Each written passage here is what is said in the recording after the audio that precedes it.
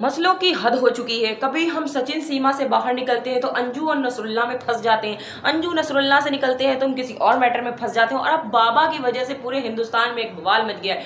अच्छा, लोगों को ये बात बहुत अच्छे से आती है कि न्यू जनरेशन को कैसे ट्रैक करना है, कैसे उनको हैक करना है। तो बाबा के इस बयान पे जितनी न्यू जनरेशन है वो भड़की हुई है। हेलो, अस्सलाम वालेकुम, नमस्ते इंडिया, कैसे हैं आप सब। उम्मीद है कि आप सब बिल्कुल खैरियत से होंगे। और आप लोगों को तो मिर्च मसाला रोज ही मिलता रहता है, और जहाँ मिर्च मसाला मिलता है ना, बंदा सही से चलता रहता है। वो एक मिसाल है ना, बोलते भैया मुझे ना कभी भी झगड़ा लड़ाई हो ना, कुछ भी हो ना, मुझे ज़रूर बुला लियो। किस लिए? मुझे देखने में बड़ा मज़ा आता है। तो अब ये बात मैं स्टॉप करती हूँ। बात ये है कि इस बार बात में ना है हिंदुस्तान और ना है पाकिस्तान। तो इस बार कौन है, गेस करें आप ज़रा।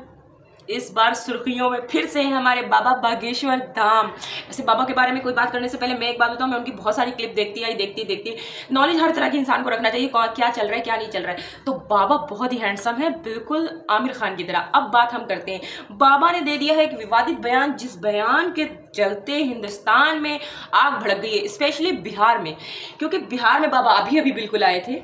तो बात को ज्यादा लंबा खींचने की कोई जरूरत नहीं। बाबा की छोटी सी क्लिप पहले आप लोग देखें।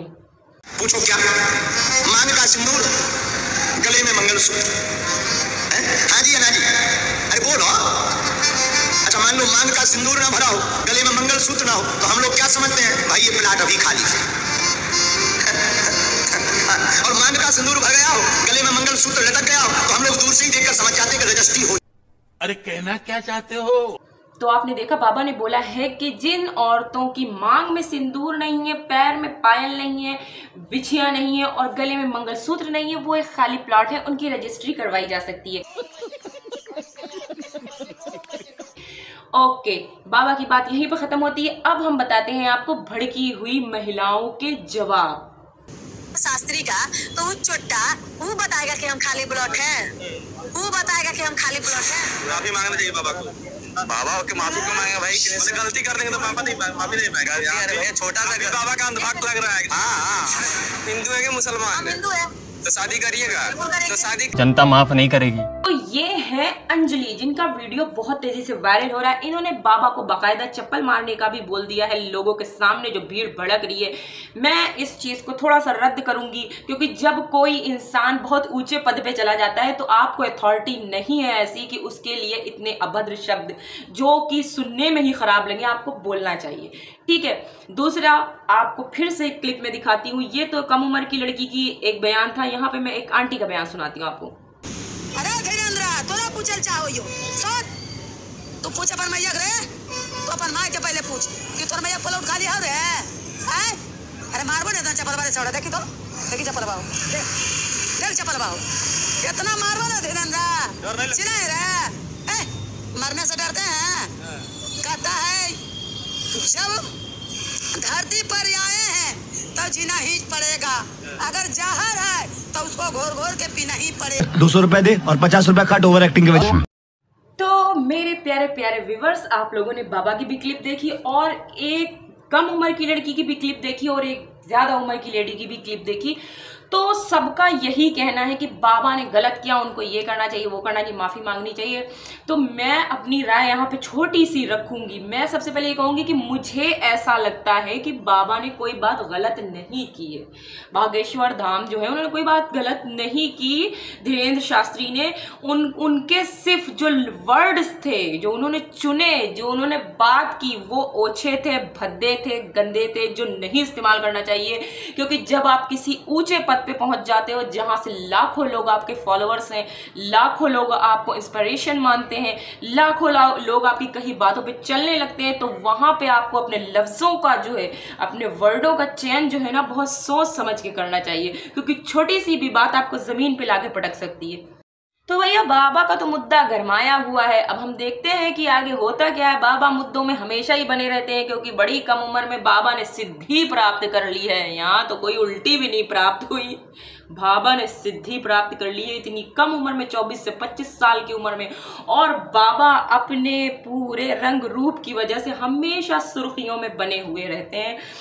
तो हमेशा इन मुद्दों में ला के हमें उलझा दिया जाता है, मेन चीज़ों से भटका दिया जाता है। तो आप सब तो खुद ज्ञानी हैं, आपको पता है, आप सबको पता है कि क्या मेन मुद्दा चल रहा है, जिससे हटा के कभी सचिन, कभी अंजू, कभी बाबा, तो कभी आटा पाकिस्तान का, सब चीज़ों को मिला के पूरा बना देते हैं एकदम खिचड़ी, कि इनमें ला के मुद्दों को फंसा दिया जाता है। बंद ये जो हम लोग हैं ना, हम लोग वाकई में गोबर भक्त हैं, हम हर तरह से फंस के रह जाते हैं उसके अंदर, कि हम पीछे का सोचते नहीं हैं, हम लोग बहस लड़ाने वाले बंदे हैं। आपको फिर से एक क्लिप में दिखाती हूँ, ये तो कम उम्र की लड़की की एक बयान था, यहाँ पे मैं एक आंटी का बयान सुनाती हूँ आपको। तो मेरे प्यारे प्यारे व्यूवर्स, आप लोगों ने बाबा की भी क्लिप देखी और एक कम उम्र की लड़की की भी क्लिप देखी और एक ज्यादा उम्र की लेडी की भी क्लिप देखी। तो सबका यही कहना है कि बाबा ने गलत किया, उनको ये करना चाहिए, वो करना चाहिए, माफी मांगनी चाहिए। तो मैं अपनी राय यहाँ पे छोटी सी रखूंगी। मैं सबसे पहले ये कहूंगी कि मुझे ऐसा लगता है कि बाबा ने कोई बात गलत नहीं की है। बागेश्वर धाम जो है उन्होंने कोई बात गलत नहीं की। धीरेन्द्र शास्त्री ने उनके सिर्फ जो वर्ड्स थे, जो उन्होंने चुने, जो उन्होंने बात की, वो ओछे थे, भद्दे थे, गंदे थे, जो नहीं इस्तेमाल करना चाहिए। क्योंकि जब आप किसी ऊंचे पद पे पहुंच जाते हो, जहां से लाखों लोग आपके फॉलोअर्स हैं, लाखों लोग आपको इंस्पिरेशन मानते हैं, लाखों लोग आपकी कहीं बातों पे चलने लगते हैं, तो वहां पे आपको अपने लफ्जों का जो है, अपने वर्डों का चयन जो है ना, बहुत सोच समझ के करना चाहिए। क्योंकि छोटी सी भी बात आपको जमीन पे लाके पटक सकती है। तो भैया बाबा का तो मुद्दा गरमाया हुआ है। अब हम देखते हैं कि आगे होता क्या है। बाबा मुद्दों में हमेशा ही बने रहते हैं, क्योंकि बड़ी कम उम्र में बाबा ने सिद्धि प्राप्त कर ली है। यहाँ तो कोई उल्टी भी नहीं प्राप्त हुई, बाबा ने सिद्धि प्राप्त कर ली है इतनी कम उम्र में, 24 से 25 साल की उम्र में। और बाबा अपने पूरे रंग रूप की वजह से हमेशा सुर्खियों में बने हुए रहते हैं।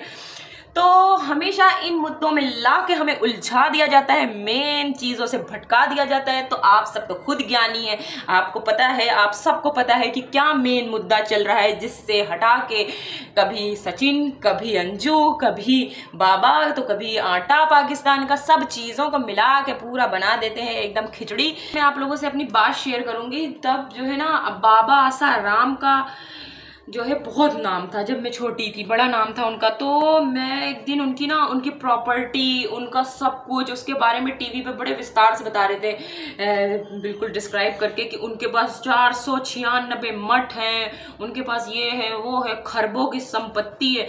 तो मैं लेटे लेटे सोच रही थी कि इसको तो कभी इसका कोई दिवाला निकाल ही नहीं सकता, इसके पास तो इतनी दौलत है, इतना पैसा है, इतना ये। तो मुझे ना 4 दिन में ही मुझे ये देखने को मिला कि उनके ऊपर ऐसा केस चला, ऐसा कुछ हुआ, ये हुआ कि सारी प्रॉपर्टी उनकी जब्त हो गई, सारा पैसा उनका जब्त हो गया, वो जेल चले गए। तो जब भी कभी आप एक बात जान लो अपनी जिंदगी में कि आपके पास ज्ञान अहंकार बन जाए, तो वो ज्ञान किसी लायक नहीं रह जाता है, वो नॉलेज आपकी बेकार हो जाती है, वो आपकी मिट्टी में ही मिलनी है। मैं भी बाबा धीरेन्द्र शास्त्री को बड़े दिनों से देखती आ रही थी। अभी कुछ दिन के लिए मैंने गैपिंग कर दी थी, मैं नहीं देख रही थी क्योंकि मुस्तकिल मैं अदर्स कामों में फंसी होती हूँ, ठीक है। तो मैंने भी उनकी इस चीज़ों में ये नोट किया है कि वो भी बहुत ज़्यादा प्राउडी हैं, उनके अंदर भी बहुत अहंकार भरा हुआ है। और कोई भी वो इंसान जिसके पास इल्म की ज्यादती है, जिसके पास ज्ञान बहुत है, नॉलेज बहुत है, उसके अंदर अगर प्राउड है तो वो कोई सिद्धि प्राप्त कभी कर ही नहीं सकता। ये किसी भी धर्म से, किसी भी रिलीजियस से, कहीं से भी आप ले लो, आपके भी बड़े बड़े धर्म गुरुओं को और किसी अदर धर्म के धर्म गुरुओं को, तो जो लोग बड़ी हस्ती गुजरे हैं वो हमेशा विनम्र ही रहे हैं। बाबा ऊपरी दिखावे में विनम्र दिखते हैं, पर ऐसे अगर उनकी बात को कोई बंदा बैठ के काट दे कि नहीं ये गलत है, ये वो उसको मानते नहीं है, वो बिल्कुल अपने हट पे आ जाते हैं कि नहीं ये तो होना ही है, पर्ची में जो निकल गया वो होगा।